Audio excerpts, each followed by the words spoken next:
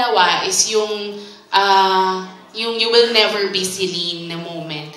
Can you walk us through lang kung paano nyo shoot yung moment na yon and saan nyo hinugot yung parang ang sakit kasi nung moment na yun? Pag si Inang kasi, siguro yun yung masasabi kong pinaka natutunan ko sa shooting this whole movie. Yung para magawa mo ng maayos ng isang scene, you have to prepare. Na pag-prepare, hindi ito yung prepare na yung few minutes before mag-action. Kung kinakailangan yung preparation na yan, days or yung night before taking that scene, yun talaga. And nag-work yan for me. Kasi talagang nung sa una, akala ko kaya ko mag-prepare pag andyan yung eksena, pag may music, ganyan.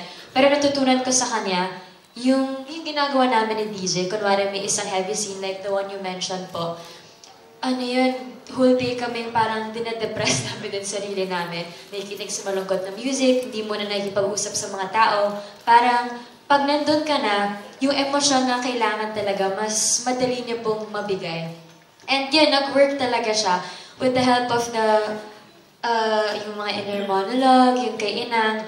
Parang, napakatotoo lahat ng sa mga eksena, yung mga emosyon, yun talaga yung parating sinasabi ni Inang na dapat maging totoo kayo.